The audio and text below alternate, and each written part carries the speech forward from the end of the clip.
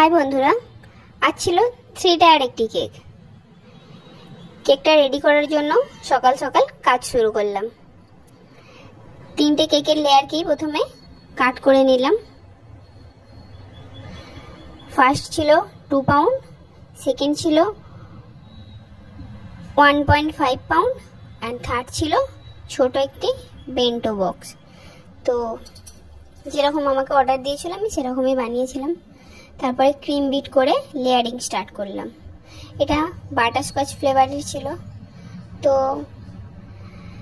যেরকম প্রসেসে চলে সেরকম প্রসেসেই কাজ শুরু হলো। ফার্স্ট লেয়ার, সেকেন্ড লেয়ার এবং থার্ড লেয়ার। তো 3টে কেকই লেয়ারিং করে ফ্রিজে রেখে দিয়েছিলাম। এবার আইসিং করা স্টার্ট করলাম। প্রথম কেকটা কালারটা ক্রিমের কালারই হোয়াইট ছিল। ওই কেকটা আইসিং করার পর ফ্রিজে দিয়ে সেকেন্ড পিঙ্ক কালার এবং থার্ড গ্রিন কালার 3টে লেয়ারই রেডি করে নিয়ে কিছুক্ষণ ফ্রিজে রেখে নিলাম।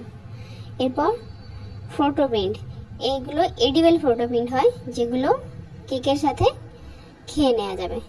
তো এই এডিবল ফটো প্রিন্টগুলোকে আমি আগে কাট করে নিলাম এবং কেকগুলোকে একটার উপর একটা বসাবার জন্য রেডি করলাম। তো দেখতে পাচ্ছ প্রথমে হোয়াইট, তারপর পিঙ্ক এবং থার্ডে আছে গ্রিন। তো 3টে লেয়ার ঠিকঠাকভাবে বসিয়ে নিলাম। এই লেয়ারিংটা করা একটু ডিফিকাল্ট, তো যাতে কোনোভাবে কোনো প্রবলেম না হয়, একটার উপর থেকে আরেকটা সরে না যায়, তো তার জন্য আমরা এই কাজটা করে থাকি। মাঝখানে একটি স্ট্র দিই, দেওয়ার পর কেকটা ডেকোরেশন স্টার্ট করলাম। কেকটা ছিল মাসা অ্যান্ড বিয়ার কেক।